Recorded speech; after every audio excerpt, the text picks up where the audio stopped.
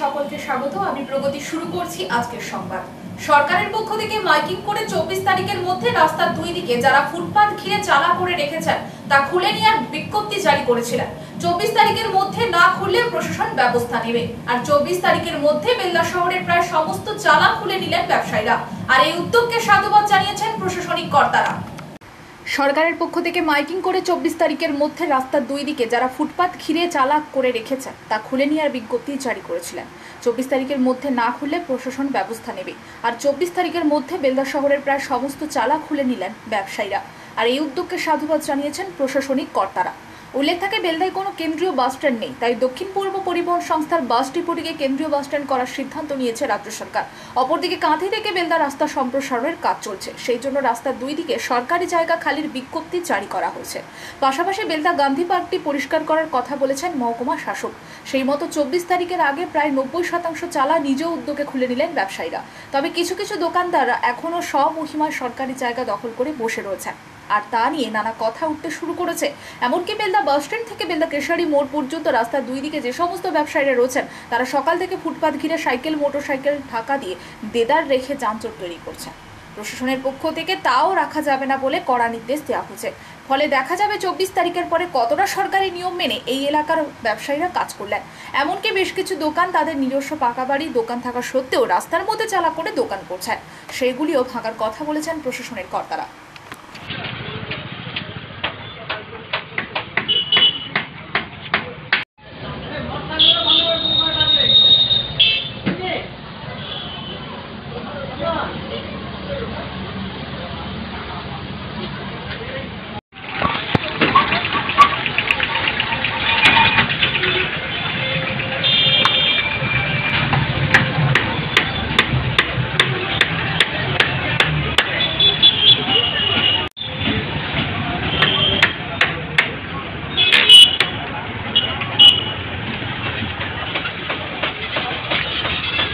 পশ্চিম মেদিনীপুর সাংগঠনিক জেলার কার্যকারিণী বৈঠক করল বিজেপি। বুধবার বেলদার রানীকুটিতে এই বৈঠক হয়েছে। পশ্চিম মেদিনীপুর সাংগঠনিক জেলার কার্যকারিণী বৈঠক করল বিজেপি। বুধবার বেলদার রানীকুটিতে এই বৈঠক হয়েছে। বৈঠকে উপস্থিত ছিলেন বিজেপি নেতা দিলীপ ঘোষ, পশ্চিম মেদিনীপুর জেলা বিজেপির সভাপতি সুদাম পণ্ডিত সহ অন্যান্যরা। এদিন জেলার বর্ধিত কার্যকারিণী বৈঠকে জেলার বিভিন্ন পর্যায়ের নেতৃত্বরা উপস্থিত ছিলেন। বৈঠকে দলের বিভিন্ন কর্মসূচি ও বিষয় নিয়ে আলোচনা হয়েছে। বিজেপি সূত্রে খবর, দলের বর্তমান পরিস্থিতি জানতে ও নেতাদের সঙ্গে কথা বলতেই এমন বৈঠক। মেদিনীপুরের প্রাক্তন সাংসদ দিলীপ ঘোষের নেতৃত্বেই হয়েছে বৈঠক। তিনি নেতৃত্বদের বিভিন্ন পরামর্শ দেন। এবং যার ফলে নতুন আয়ের কিন্তু সুযোগ ঘটেছে। প্রধানমন্ত্রী নরেন্দ্র মোদী সর্বদা তিনি দেখেছি যে এক বিশেষ নজরদারি দিয়েছেন, মহিলাদের জন্য জনবহুল এলাকায় শৌচালয় বানানোর ব্যবস্থা নিয়েছেন। মোদীজি পিছিয়ে এরপর আমরা এটাও দেখি মোদীজি উন্নত হাসপাতাল, কম খরচে ওষুধ, গরিব থেকে বড় লোক সবাইকেই দিয়েছেন। নতুন শিক্ষানীতি চালু করে মোদী সরকার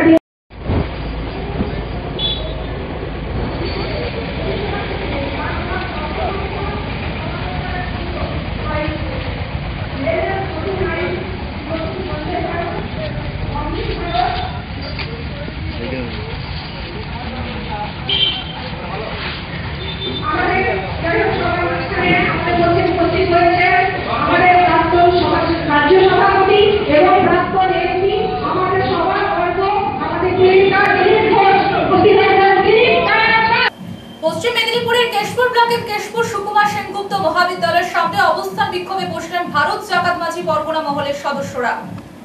পশ্চিম মেদিনীপুরের কেশপুর ব্লকের কেশপুর সুকুমার সেনগুপ্ত মহাবিদ্যালয়ের সামনে অবস্থান বিক্ষোভে বসলেন ভারত জাকাত মাঝি পরগনা মহলের সদস্যরা। দীর্ঘ 2 বছর ধরে কেশপুর কলেজে আদিবাসী সম্প্রদায়ের মাতৃভাষা অলচিকিতে কেশপুর কলেজে পঠন পাঠনের জন্য আবেদন করেও আজ অবধি কোনো অধ্যক্ষের কাছ থেকে কোনো সদুত্তর না পাওয়ার ফলে বুধবার কেশপুর কলেজ রোড আজকে অবস্থান বিক্ষোভে বসে ভারত মাঝি পরগনা মহল। তাদের একটাই দাবি, অবিলম্বে কেশপুর কলেজে তাদের মাতৃভাষা অলচিকিতে স্নাতক স্তরে পঠন পাঠন চালু করতে হবে। যতদিন না চালু হবে তারা এই অনশন বিক্ষোভ চালিয়ে যাবে বলে জানান ভারত জাকাত মাঝি পরগনা মহলের সদস্যরা। তাদের একটাই দাবি, যাতে সাঁওতালি ভাষাতে বিভিন্ন কলেজ সহ কেশপুর কলেজে পঠন পাঠন শুরু হয়। আন্দোলনরত ছাত্রদের একটাই দাবি, দান নয়, অনুদান নয়, মাতৃভাষা আদায়ের এই আন্দোলন। যদিও এই বিষয়ে কলেজ কর্তৃপক্ষের সঙ্গে যোগাযোগ করলে কোনো ধরনের প্রতিক্রিয়া পাওয়া যায়নি। তাই সমস্ত বুদ্ধিজীবী এবং পথচলতি মানুষ এবং লড়াকু আমাদের এই বিক্ষোভ সমাবেশ এবং ডেপুটেশনকে আহ্বান করছি, আসুন। শিক্ষার জন্য বাধা করে আমাদেরকে পথে বসতে হচ্ছে, কলেজ ঘেরাও করতে হচ্ছে, স্কুল চাকরি করতে হচ্ছে। এগুলো কেন হয়? তাই আপনাদেরকে যে সারা বাংলা মোটর ভ্যান চালক ইউনিয়ন এবং সারা বাংলা ই রিক্সা চালক ইউনিয়নের পূর্ব মেদিনীপুর জেলা কমিটির পক্ষ থেকে জাতীয় এবং রাজ্য সড়কে মোটর ভ্যান টোটো চলাচল অব্যাহত রাখা সহ কয়েক দফা দাবিতে বুধবার পূর্ব মেদিনীপুর পুলিশ সুপারের নিকট বিক্ষোভ ডেপুটেশনে শামিল হন কয়েক হাজার মোটর ভ্যান এবং টোটো চালক। সারা বাংলা মোটর ভ্যান চালক ইউনিয়ন এবং সারা বাংলা ই রিক্সা চালক ইউনিয়নের পূর্ব মেদিনীপুর জেলা কমিটির পক্ষ থেকে জাতীয় এবং রাজ্য সড়কে মোটর ভ্যান টোটো চলাচল অব্যাহত রাখা সহ কয়েক দফা দাবিতে বুধবার পূর্ব মেদিনীপুর পুলিশ সুপারের নিকট বিক্ষোভ ডেপুটেশনে শামিল হন কয়েক হাজার মোটর ভ্যান এবং টোটো চালক। এদিন নিমতৌড়ি চৌরাস্তা মোড় থেকে মিছিল করে জেলাশাসকের দপ্তরের সামনে এসে মোটর ভ্যান টোটো চালকরা বিক্ষোভ দেখাতে থাকেন। বিক্ষোভ সভায় তাদের জীবনের যন্ত্রণার কথা তারা তুলে ধরেন। বক্তব্য রাখেন মোটর ভ্যান চালক ইউনিয়নের রাজ্য অফিস সম্পাদক তপন ব্যানার্জি, টোটো চালক ইউনিয়নের রাজ্য সম্পাদক শ্যামল রাম, AIUTUC পূর্ব মেদিনীপুর জেলা সম্পাদক মধুসূদন বেরা, পূর্ব মেদিনীপুর টোটো ইউনিয়নের সভাপতি অমিত মান্না, যুগ্ম সম্পাদক শেখ নুরুল, AIUTUCর রাজ্য সম্পাদক মণ্ডলীর সদস্য জ্ঞানানন্দ রায়, সঞ্চয় জানা সহ টোটো এবং মোটর ভ্যান চালকগণ। তারা বলেন, চোর এবং কেন্দ্রীয় সরকার দিতে না পারায় পরিবারের গয়নাগাটি সম্পদ বিক্রি করে যুবকরা মোটর ভ্যান টোটো চালিয়ে জীবিকা নির্বাহ করছেন। সেখানে দুর্ঘটনার অজুহাতে জাতীয় সড়কে চলাচল নিষিদ্ধ ঘোষণা করে লক্ষ লক্ষ পরিবারের পেটের ভাত কেড়ে নেওয়ার ব্যবস্থা করছে। এই অন্যায় শিক্ষার্থীর বিরুদ্ধে তাদের প্রতিবাদ। তারা আরও দাবি করেন, তাদের লাইসেন্স দিতে হবে এবং শ্রমিকের মর্যাদা দিতে হবে।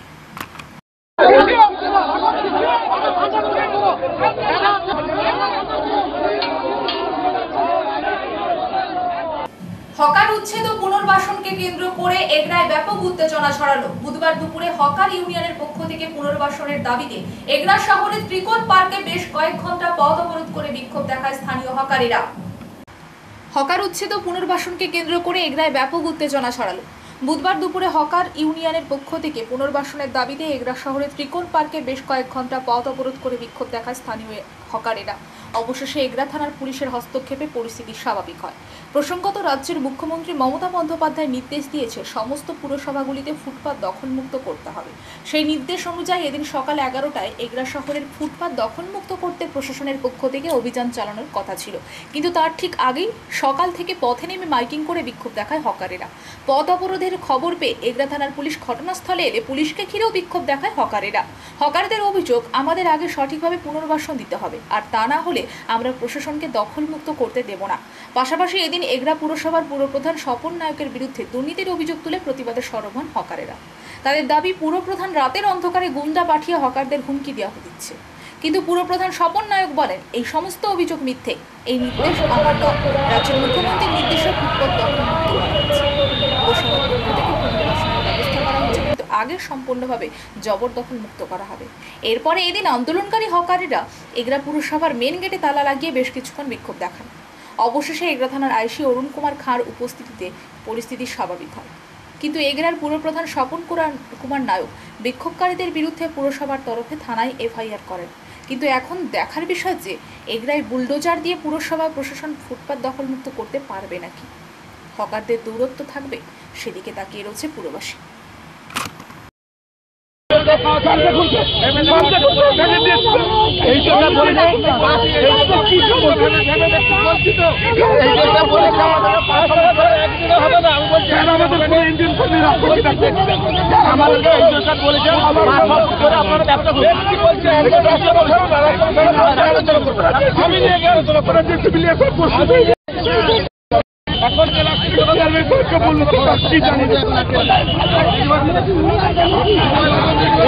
হাজার হাজার কোথায় যাবে?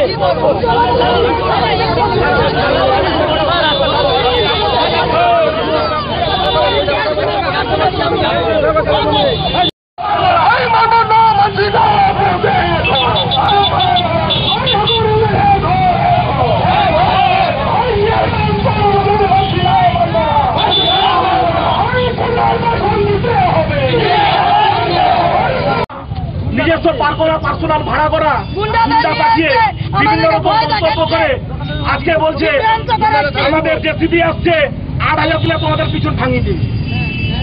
আমরা জোড়া লাগাতে জানি স্যার, আমরা এগিয়ে যাবো, আমরা এগিয়ে যাবো।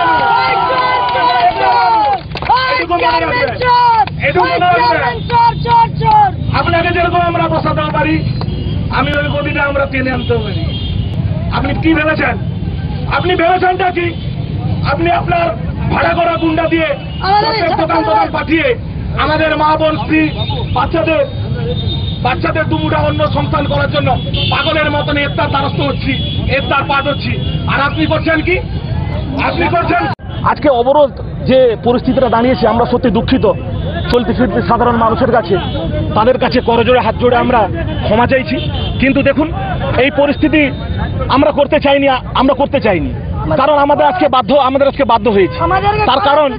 তার কারণ আমাদের হকার উচ্ছেদ করার একটা প্রোটোকল এসেছিল আমাদের মাননীয় দিদির, উনি বলেছিলেন এটা নিশ্চিত, কিন্তু তারপরে আবার উনি বার্তা দিয়েছেন এই ব্যাপারটাকে একটু ভেবে খতিয়ে দেখা যাক। কিন্তু বিষয়টা হলো কি, তার মধ্যে একটা জিনিস আছে, কে লক্ষ্য করেছেন নাকি জানি না, যারা মিডিয়া, যারা টিভি দেখেন, যারা খবর কাগজ পড়েন, দিদির একটা গাইডলাইন বাঁধা আছে যে হকারদের একটা পুনর্বাসন করে, হকারদের একটা পুনর্বাসনের একটা হকার জোন করে ওদেরকে ওখানে শিফট করে হকারদের উচ্ছেদ করা এই ভাষাটা বলবো না, যানজট মুক্তি করা এই ভাষাটা বলেছিলেন। আমাদের চেয়ারম্যান সাহেব সেটা ভুলে গেছেন। কি জন্য, কি ক্ষতি করেছি আমরা, কি পাপের সাজা দিচ্ছি আমরা, কোন জন্মে উনার কাছে আমরা পাপ করেছিলাম জানি না, কিন্তু উনার যে কি এত সেন্টিমেন্ট, উনার যে কি এত রাগ, আমাদের বলুক, পায়ে ধরে সেটা আমরা ক্ষমা চাইব। আমরা গেছিলাম, আমরা এসডিও সাহেবের কাছে ডেপুটেশন দিয়েছিলাম, আমরা চেয়ারম্যানের কাছেও ডেপুটেশন দিয়েছি, আমরা ডিএম এর কাছেও ডেপুটেশন দিয়েছি, এবং আমরা এসডিওর কাছে আমরা সাক্ষাৎ করেছি। এসডিও উনি খুব বড় সুহৃদয় মানুষ। হকারদের উচ্ছেদের প্রতিবাদে আজকে এগুলাতে রাস্তা অবরোধ করে বিক্ষোভ দেখাচ্ছে, তাদের দাবি যাতে উচ্ছেদ না করে তাদের আগে পুনর্বাসন দেওয়া হয়। পুনর্বাসন আমাদের সিদ্ধান্ত, মুখ্যমন্ত্রীর যেটা সিদ্ধান্ত ছিল আমাদের জানিয়েছিলেন 24 তারিখের মিটিংয়ে, যে যারা জবরদখলকারী আছে তাদেরকে আগে তুলে দিতে হবে, তারপরে আমরা জায়গা দেখা দিকে, আমাদের তো মার্কেট চিন্তা আছে, সেখানে আমরা বসতে পারতেছিলাম, আমরা ওদেরকে পুনর্বহাল করব। ম্যাক্সিমাম লোকই 13টা ওয়ার্ডের লোক ভেঙে নিয়েছে, সেই 1 নম্বর ওয়ার্ডের কিছু লোক, মানে যারা অসাধু ব্যবসায়ী কেন বলবো, যারা নিজেরা ঘর নিয়েছে, একটা দুটো ঘর নিয়ে তারা আবার ভাড়া দিয়ে দিয়েছে লোককে, ডেলি 1000 টাকা এই যে খোকন সিট ডেলি ভাড়া পায়, তাকে গরিব মানুষ বলে জায়গা দেওয়া হয়েছিল বসার জন্য। সেখানটা তার বাবাকে দেওয়া হয়েছিল খোকন সিট, তার ছেলে রাজু সিট, এই দুটো ঘর থেকে ডেলি 1100 টাকা করে ভাড়া পায় বলে সে এখন আন্দোলনে নেমে পড়েছে। সে আবার আমাদের মিউনিসিপ্যালিটিতে কাজ করে, তার ভাই আমাদের মিউনিসিপ্যালিটির স্টাফ। তো সেই সব পর যারা লোক, যারা দেশের উন্নতি চায় না, যেটা রাস্তাঘাট পরিষ্কার পরিচ্ছন্ন থাকে চায় না, তারা এইসব আন্দোলন করবে। পশ্চিম মেদিনীপুরের জেলা সদর মেদিনীপুরের জেলা শাসকের কার্যালয়ে অবস্থিত মহাফেজখানা বা রেকর্ড রুম নবরূপে সংস্কার করা হয়েছে পশ্চিম মেদিনীপুর জেলা প্রশাসনের উদ্যোগে। বুধবার দুপুরে মহাফেজখানার সেই নব সংস্কারের উদ্বোধন করেন জেলা শাসক খুরশিদ আলী কাদেরি। পশ্চিম মেদিনীপুরের জেলা সদর মেদিনীপুরের জেলা শাসকের কার্যালয়ে অবস্থিত মহাফেজখানা বা রেকর্ড রুম নবরূপে সংস্কার করা হচ্ছে পশ্চিম মেদিনীপুর জেলা প্রশাসনের উদ্যোগে। বুধবার দুপুরে মহাফেজখানার সেই নব সংস্করণের উদ্বোধন করেন জেলা শাসক খুরশিদ আলী কাদেরি। তিনি জানান, মেদিনীপুর শহর স্বাধীনতা সংগ্রামের পীঠস্থান। সেই ঐতিহাসিক মেদিনীপুরের সুপ্রাচীন এবং ঐতিহাসিক মূল্যবান নানা তথ্য সুসংহত ও সুসংবদ্ধ রূপে সংরক্ষণ করার উদ্দেশ্যেই মহাফেজখানার সংস্কার করা হয়েছে। এদিন জেলা শাসক এও জানান, জেলার এই মহাফেজখানা বা রেকর্ড রুমে 1800 সালে থেকে অবিভক্ত মেদিনীপুরের নানা তথ্য, ইতিহাস, মানচিত্র প্রভৃতি আছে। ব্রিটিশ শাসিত বা পরাধীন ভারতবর্ষের প্রশাসনিক নিয়ম, মানচিত্র থেকে শুরু করে ঐতিহাসিক বিভিন্ন নথিপত্রের মাধ্যমে গবেষক ছাত্রছাত্রীরা যেমন সমৃদ্ধ হতে পারবেন, ঠিক তেমনই আমরাও সেই সময়ের অবিভক্ত মেদিনীপুরের একাধিক মানচিত্র কিংবা প্রশাসনিক নিয়মকানুন সম্পর্কে অবহিত হতে পারব। জেলা প্রশাসনের এক আধিকারিক জানান, মেদিনীপুরের এই মহাফেজখানাতে তালপাতায় লেখা নির্দেশনামা, প্রথম জনগণনা সম্পর্কিত তথ্যসহ নানা প্রাচীন নথিপত্র সংরক্ষিত আছে। এগুলি ঐতিহাসিক গবেষক তথা পড়ুয়াদের নিঃসন্দেহে সমৃদ্ধ করবে। আগামী দিনে এই মহাফেজখানার আরও বিস্তার ঘটানো হবে বলে জানিয়েছেন জেলা শাসক Khurshid Ali Qadri. They are very valuable, sir, very old. ये तो पूरा ये तार पता है वो लोग आगे तो कैटलॉगिंग करे रखो सर. ये जो है ना ये इसको फिर ये रख दो ये सारा वो सर मैंने this needs fine. পাতার উপরে প্লিজ পাতার উপরে और ওটা আস্তে আস্তে এটা আটকে ভেঙে যাবে सर अनेकগুলো এখানে লেখা আছে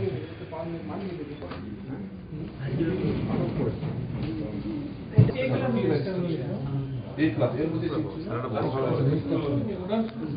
খুলে দেখুন মানে এটা বর্তমানে স্যার এটা 1839 আছে এরকম যে আছে হাতে স্যার ডেটেড 20th অক্টোবর 1839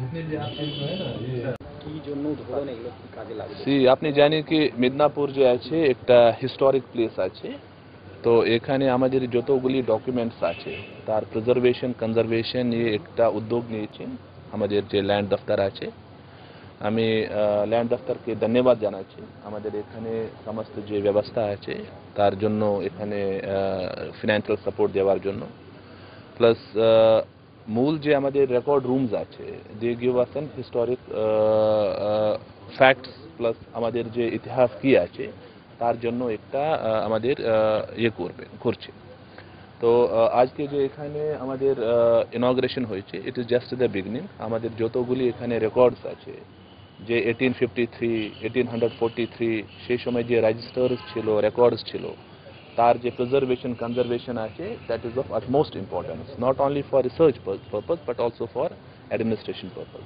আমি দেখছি এখানে আপনি দেখবেন কি আমাদের পুরানো 1800 যে আছে আমাদের ম্যাপস এখানে অ্যাভেলেবল আছে ইরিগেশন ম্যাপস আছে দেন আপনার এখানে রেজিস্টার্স আছে যেখানে various important facts and figures আছে অ্যাবাউট দিস হিস্টোরিক ডিস্ট্রিক্ট তো সেই নিয়ে একটা চেষ্টা করা হয়েছে আমি আশা করছি কি আগামী দিন আমাদের যে রিসার্চার্স আছে they can get access to this record room plus যদি রিসার্চ নিয়ে ঠিক আছে এখানে জীবনের ঝুঁকি নিয়ে চলছে যাতায়াত প্রশাসনের পক্ষ থেকে জারি সতর্ক বার্তা মঙ্গলবার রাতভর টানা বৃষ্টির জল বাড়ল গোপীবল্লভপুর 2 ব্লকের কাথুয়া খালে জীবনের ঝুঁকি নিয়ে চলছে যাতায়াত প্রশাসনের পক্ষ থেকে জারি সতর্ক বার্তা মঙ্গলবার রাতভর টানা বৃষ্টির জন্য জল বাড়ল গোপীবল্লভপুর 2 ব্লকের কাথুয়া খালে খালের জল বাড়ায় বুধবার সকাল থেকে ব্লকের তপস্যাতে 9 নম্বর রাজ্য সড়কের উপর থাকা কজয়ের উপর দিয়ে বইছে খালের জল ইতিমধ্যে প্রায় 1 ফুটের উপর উচ্চতা নিয়ে কজয়ের উপর জল বইছে কজয়ের উপর খালের জল পার করায় গাড়ি চলাচলে বিশেষ সতর্কতা অবলম্বন করার পরামর্শ দিচ্ছে প্রশাসন শুধুমাত্র বড় গাড়ি লরি কিংবা বাস ছাড়া কিছু ছোট গাড়ি নিজস্ব সাবধানতা অবলম্বন করে যাতায়াত করছে অপরদিকে খালের জল বাড়ায় অপ্রীতিকর ঘটনা এড়াতে সতর্ক রয়েছে প্রশাসন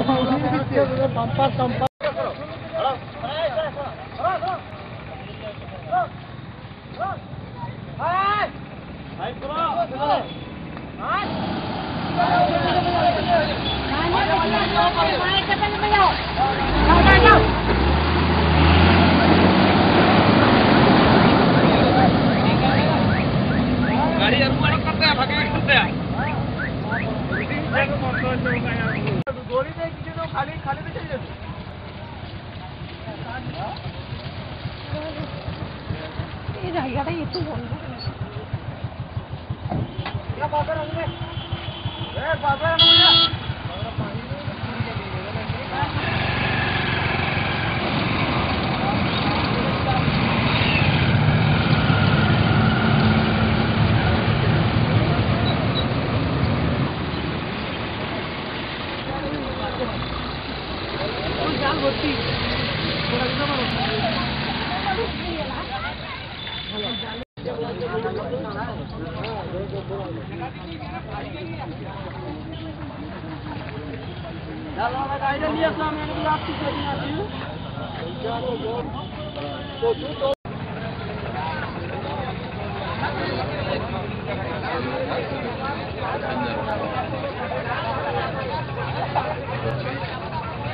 কি হলো যাবে উপরটা খুল না, ছোট গাড়িগুলো চলবে। গাড়ি নিয়ে এসছো?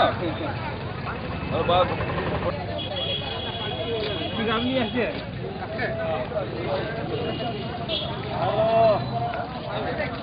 হ্যাঁ।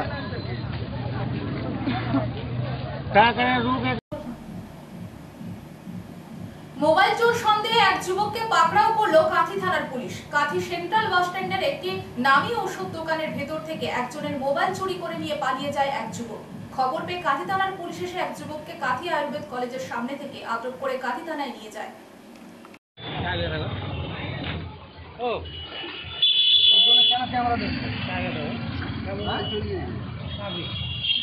ছবি দেওয়া হবে, খবর কাগজের টিভিতে দেওয়া হবে তোর ছবি। ঘর কোনটা সংবাদ এই পর্যন্ত, নমস্কার।